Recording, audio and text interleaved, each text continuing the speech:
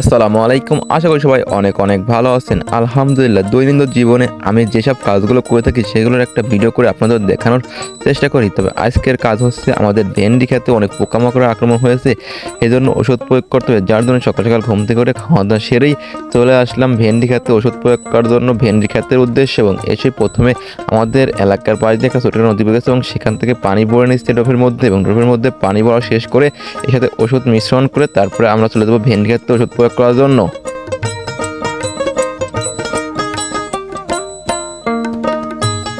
ইতিমধ্যে ড্রপের মধ্যে পানি ভরা শেষ এবং আমি বাড়ি থেকে বোতলের মধ্যে ওষুধ গলিয়ে এনেছিলাম এবং সেগুলোই ড্রপের মধ্যে ঢেলে ভালো করে মিশ্রণ করতে হবে। মিশ্রণ করা শেষ করে আমি চলে যাব ভেন্ডি ক্ষেতে ওষুধ প্রয়োগ করার জন্য।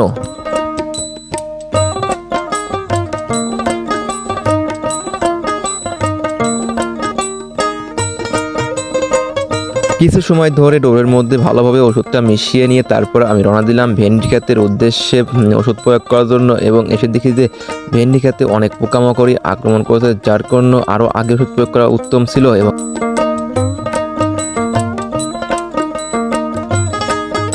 আসল কথা হইতাছে আমাদের ভেন্ডি ক্ষেত্রে অতিরিক্ত পোকা আক্রমণের কারণ হইতাছে যে আমাদের ভেন্ডি ক্ষেতের চারিপাশ দিয়ে শুধু পাট ক্ষেত আর পাট ক্ষেত, যার কারণে এই পাট ক্ষেত থেকেই পোকা আক্রমণ হয়ে থাকে আমাদের এই ভেন্ডি ক্ষেতে। এবং এই সময় অতিরিক্ত বৃষ্টি হয়ে থাকে এবং যার কারণে পাট ক্ষেতে অনেক পোকা আক্রমণ হয় এবং এর জন্যই সেই পোকাগুলো এসেই আমাদের ভেন্ডি ক্ষেতে আক্রমণ করেছে।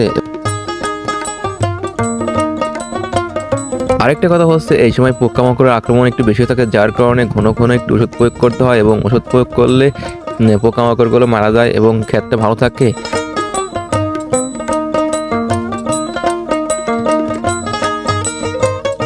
মাশাআল্লাহ, আমাদের ভেন্ডি ক্ষেত অনেক ভালো হয়ে গেছে এবং আলহামদুলিল্লাহ আল্লাহর রহমতে ভেন্ডি ভালোই হয়েছিল।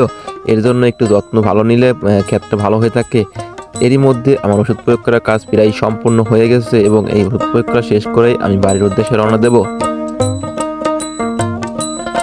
ওষুধ প্রয়োগ করার কাজ শেষ করে অবশিষ্ট সামান্য কিছু ওষুধ বেঁচে ছিল, যেমন সেগুলো যাওয়ার পথে আলীর উপরে দিয়ে গেলাম। সবাই ভালো থাকবেন, আমাদের জন্য দোয়া করবেন। আসসালামু আলাইকুম।